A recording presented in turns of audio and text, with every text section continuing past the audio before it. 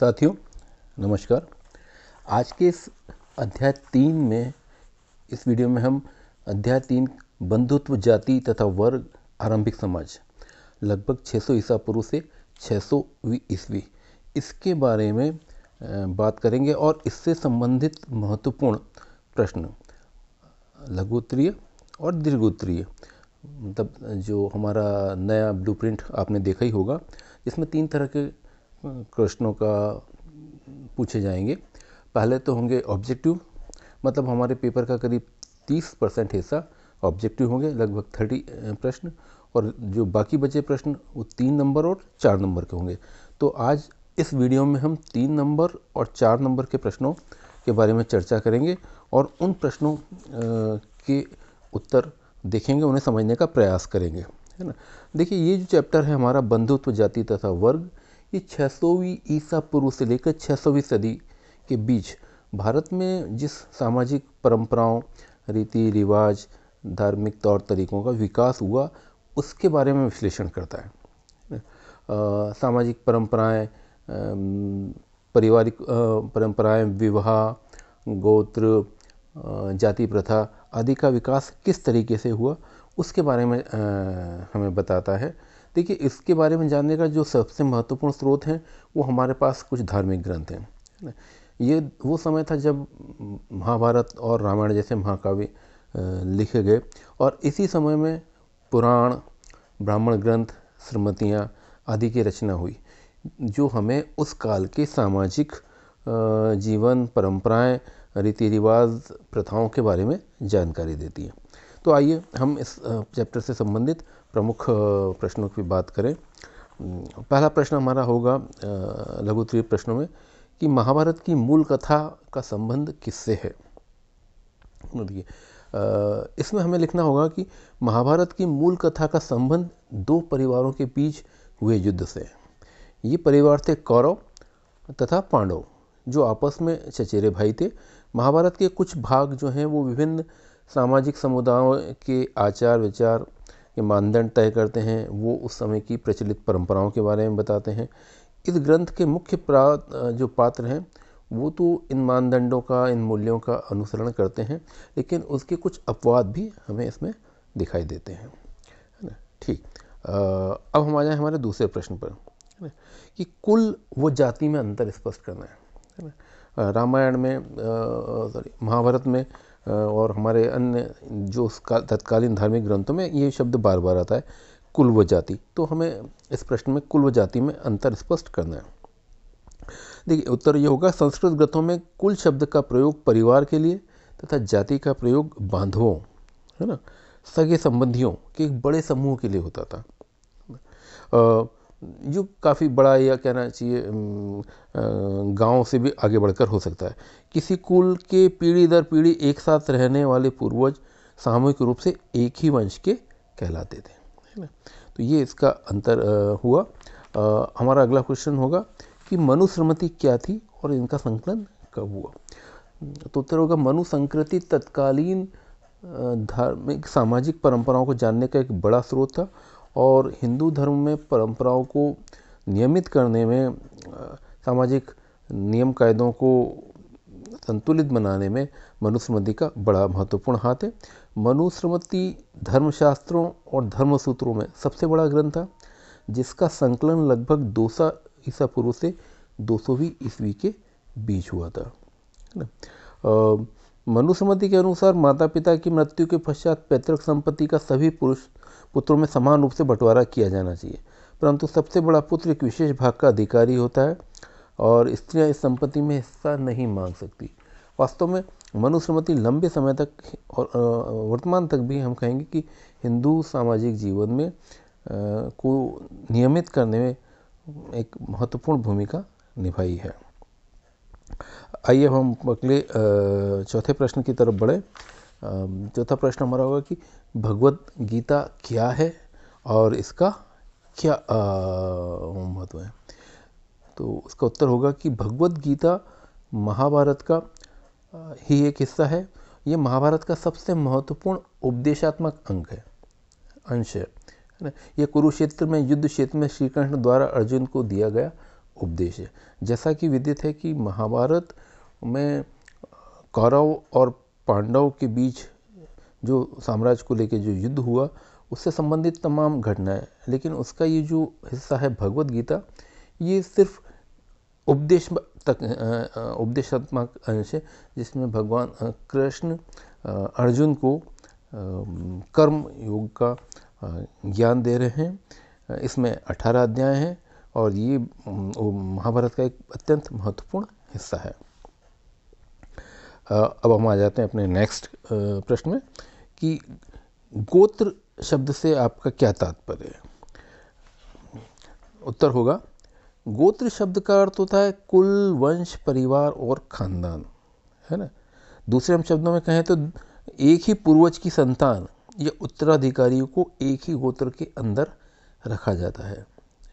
प्रत्येक गोत्र का नामकरण किसी एक वैदिक संत के नाम पर है और उस गोत्र के प्रत्येक व्यक्ति को उसका वंशज माना जाता है ना। लगभग 1000 ईसा पूर्व ब्राह्मण लोगों ने लोगों को गोत्रों में वर्गीकृत किया। प्रत्येक गोत्र को एक वैदिक ऋषि के नाम पर नाम दिया गया और ये गोत्र के सदस्य उसी ऋषि के वंशज माने जाते हैं। मतलब एक गोत्र के लोग एक ही ऋषि की संतान माने जाते हैं। इसीलिए उन्होंने आगे ये परंपरा रखी कि एक गोत्र के व्यक्तियों में मतलब स्त्री पुरुष में विवाह नहीं होगा, क्योंकि वो एक ही पूर्वज की संतान माने जाते हैं, इसलिए वो आपस में भाई बहन हुए। तो आगे हिंदू परंपराओं में एक गोत्री विवाहों को निषेध किया गया। ठीक है। अब ये तो हमारे कुछ शॉर्ट क्वेश्चंस हुए। अब हम आ जाते हैं अपने बड़े क्वेश्चंस पे, जिसको हम विश्लेषणात्मक क्वेश्चन कह सकते हैं। छोटे क्वेश्चन तो बहुत सारे हो सकते हैं, लेकिन जब हम विश्लेषणात्मक प्रश्नों को करेंगे तो हम इन छोटे प्रश्नों का उत्तर तो काफ़ी आसानी से दे पाएंगे, है ना। तो हमारा पहला प्रश्न होगा कि महाभारत एक साहित्यिक धार्मिक पुस्तक के रूप में तत्कालीन सामाजिक परंपराओं को जानने के लिए कितना उपयोगी है ना। देखिए, ये प्रश्न कई और तरीके से भी पूछा जा सकता है। जैसे मतलब प्रश्न की भाषा को बदल के इसे अन्य उसमें की, जैसे महाभारत प्राचीन काल के सामाजिक मूल्यों के अध्ययन का एक अच्छा साधन है ना। उचित तर्क देखिए, इसकी पुष्टि कीजिए। तो प्रश्न की भाषा बदल सकती है, लेकिन उत्तर लगभग वही होगा। यह कथन उचित है। उत्तर में हम लिखेंगे कि महाभारत जो है वो प्राचीन काल के सामाजिक मानदंडों, उस समय के जो मूल्य थे, कि अध्ययन का एक बहुत अच्छा स्रोत है। महाभारत दो परिवारों के मध्य युद्ध का चित्रण है। इसके प्रमुख पात्र सामाजिक नियम कायदों का अनुसरण करते हैं, लेकिन कभी कभी इनकी अवहेलना भी की जाती है। ये किस प्रकार तत्कालीन समय का अध्ययन करने में महत्वपूर्ण है, उपरोक्त नीचे दिए गए उदाहरणों से हम इसे समझ सकते हैं, है ना। पहला, जैसे पितृवंशिक उत्तराधिकार का सुदृढ़ होना। महाभारत में हमेशा जो मूल झगड़ा होता है वो पितृ के उत्तराधिकार को लेके होता है, और हमने ये देखते हैं कि पितृ का उत्तराधिकार को इसमें मजबूती से स्थापित किया गया है और पांडवों की विजय के बाद ये आदर्श और ज़्यादा मजबूत होकर उभरा है। फिर दूसरा, विवाह के नियम। कन्याओं का विवाह उचित समय पर तथा उचित व्यक्ति से किया जाता था। उस समय बहुपति विवाह युद्ध व संकट की स्थिति में होते थे। मतलब सामान्य स्थिति में एक पत्नी या एक पति विवाह ही प्रचलन था। उस समय अंतर्विवाह, बहिर्विवाह, बहुपत्नी प्रथा भी प्रचलित थी। द्रौपदी का विवाह बहुपति विवाह का ही उदाहरण है। तीसरा पॉइंट होगा बंधुता के रिश्ते में परिवर्तन। महाभारत के समय बंधुता के रिश्ते में बदलाव आया। हम देखते हैं कि संपत्ति, साम्राज्य और उससे संबंधित अधिकारों को लेकर जो भाइयों के दल थे वो दो भागों में हो गए। कौरव और पांडव के बीच भूमि और सत्ता के प्रश्न पर संघर्ष हुआ, इसमें पांडव विजय हुए और यह संबंधियों के आपसी संघर्षों का बड़ा उदाहरण है। हमारा चौथा पॉइंट होगा स्त्रियों का स्थान। स्त्रियों का स्थान काल में अत्यंत महत्वपूर्ण था। हम देखेंगे द्रौपदी का अपमान महाभारत का एक कारण बना। कुंती का चरित्र, वो सम्मानजनक स्त्री स्थिति स्त्रियों की अच्छी दशा का उदाहरण भी है। तत्कालीन सामाजिक परंपराओं और नैतिक गिरावट का एक बड़ा उदाहरण है धूर्त क्रीड़ा। धूर्त क्रीड़ा मतलब जुआ। राजाओं में धूर्त क्रीड़ा या जुआ एक बहुत प्रचलित प्रथा थी और ये बताती है कि समाज में किस तरह नैतिक गिरावट आ गई थी। पांडव धूर्त क्रीड़ा में अपने सारे राजकाज को हार जाते हैं, यहाँ तक कि अपनी पत्नी को भी हार जाते हैं। ये बताता है कि ये सामाजिक बुराई किस कदर प्रचलित थी। इस प्रकार हम देखेंगे कि महाभारत तत्कालीन सामाजिक व्यवस्थाओं को, पारिवारिक संबंधों को जानने, उनका विश्लेषण करने में अत्यंत महत्वपूर्ण ग्रंथ है। ठीक है, अब हम हमारे नेक्स्ट क्वेश्चन पे आ जाते हैं। प्राचीन भारतीय समाज में जाति व्यवस्था को संक्षेप में समझाइए। देखिए, तत्कालीन समय या प्राचीन भारत, जिसे जो हम समय को हम डिस्कस कर रहे हैं, 600 ईसा पूर्व से लेकर 600वीं सदी के बीच जाति शब्द से परिचित होते हैं, जो एक सोपानात्मक सामाजिक वर्गीकरण को दर्शाता है ना, एक क्रमबद्ध सामाजिक वर्गीकरण को दर्शाता है। धर्मसूत्र और धर्मशास्त्र में एक आदर्श व्यवस्था का उल्लेख किया गया। ब्राह्मणों का यह मानना था कि यह वह व्यवस्था है जिसमें स्वयं उन्हें पहला दर्जा प्राप्त है, मतलब वो सबसे ऊंचे स्थान पे, एक देवी व्यवस्था है। शूद्रों और अस्पृश्यों को सबसे निचले स्तर पर रखा जाता था। इस व्यवस्था में मुख्य दर्जा संवत जन्म के अनुसार निर्धारित माना जाता था। तात्पर्य यह है कि जो जाति प्रथा थी वो जन्म आधारित मानी जाती थी। अपनी मान्यता को प्रमाणित करने हेतु ब्राह्मण बहुधा ऋग्वेद के पुरुष सूक्त मंत्र को उद्धृत करते थे, जो आदि मानव पुरुष की बलि का चित्रण करता है। जगत के सभी तत्व जिनमें 4 वर्ण शामिल हैं, इसी पुरुष के शरीर से उपजे थे, जिनमें ब्राह्मण मुख से, क्षत्रिय भुजाओं से, वैश्य जंघाओं से और पैर से शूद्र की उत्पत्ति हुई। मतलब ये जो व्यवस्था थी ये जन्म आधारित व्यवस्था थी और जिसमें ब्राह्मण को सबसे ऊंचा दर्जा दिया गया था। ठीक है, अब एक अत्यंत महत्वपूर्ण प्रश्न कि प्राचीन काल में संपत्ति के स्वामित्व और अधिकारों को लेकर महिलाओं की स्थिति की व्याख्या कीजिए। देखिए, मनुस्मृति इस संदर्भ में स्त्रियों की दशा और उनकी पैतृक संपत्ति के अधिकारों की बड़ी स्पष्ट व्याख्या करती है। मनुस्मृति के अनुसार माता पिता की मृत्यु के बाद पैतृक संपत्ति का सभी पुत्रों में समान रूप से बंटवारा किया जाना चाहिए था, किंतु ज्येष्ठ पुत्र, जो बड़ा पुत्र है, वो विशेष भाग का अधिकारी होता है। स्त्रियां इस पैतृक संसाधन में भागीदारी की मांग नहीं कर सकती। मतलब पिता की संपत्ति में स्त्रियों को हिस्सा नहीं मिलेगा, परंतु विवाह में मिले उपहारों पर स्त्रियों का स्वामित्व होता था और उसे स्त्री धन कहा जाता था। इससे इस संपत्ति को स्त्री की संतान विरासत के रूप में उनसे प्राप्त कर सकती थी, है ना। इस पर उनके पति का अधिकार नहीं होता था। मतलब जो स्त्री धन होता था वो स्त्री की व्यक्तिगत संपत्ति होती थी, परंतु मनुस्मृति स्त्रियों को पति की अनुमति के बिना पारिवारिक संपत्ति अथवा खुद की जो बहुमूल्य वस्तुओं को उनको गुप्त रूप से इकट्ठा करने से भी रोकती है और उसको गलत और अनैतिक मानती है ना। इसके अलावा कुछ साक्ष्य इस ओर भी संकेत करते हैं कि उच्च वर्ग की महिलाएं संसाधनों पर अपनी पहुंच रखती थी, है ना। जैसे भूमि, पशु, धन पर तो पुरुषों का नियंत्रण था, लेकिन दूसरे कई संसाधनों पर स्त्रियां अपना नियंत्रण रखने का प्रयास करती थी। दूसरे शब्दों में स्त्री और पुरुष के मध्य सामाजिक स्थिति की भिन्नता संसाधनों पर उनके नियंत्रण की भिन्नता के कारण और व्यापक हुई। मतलब पुरुष जिस प्रकार संपत्ति पर एकाधिकार रखने लगा, इससे समाज में पुरुषों की स्थिति और मजबूत हुई और महिलाओं की स्थिति इसी वजह से कमज़ोर होती चली गई। अब एक और महत्वपूर्ण प्रश्न कि महाभारत क्या है और इसका समालोचनात्मक संस्करण कैसे तैयार हुआ। ये विश्लेषणात्मक और दीर्घ प्रश्नों में आएगा, है ना। तो इसका उत्तर में हम लिखेंगे कि महाभारत भारतीय उपमहाद्वीप के सबसे संपन्न समृद्ध महाकाव्यों में से एक है। इस महाकाव्य में के वर्तमान रूप में 1,00,000 श्लोकों से अधिक का संकलन है और विभिन्न सामाजिक श्रेणियों का लेखा जोखा है। इस ग्रंथ की रचना लगभग 500 ईसा पूर्व से 1000 ईसा पूर्व तक होती रही। मतलब ये एक समय में एक व्यक्ति द्वारा नहीं लिखा गया, लंबे समय तक इसमें संशोधन संकलन होता रहा। इसमें निहित कुछ कथाएं तो इस काल से पहले भी प्रचलित थी। महाभारत की मुख्य कथा का संबंध 2 बंधु परिवारों से है। इस ग्रंथ के मुख्य पात्र ज़्यादातर सामाजिक जो नियम कायदे हैं उनका पालन करते हैं। महाभारत का समालोचनात्मक संस्करण के निर्माण का प्रश्न है।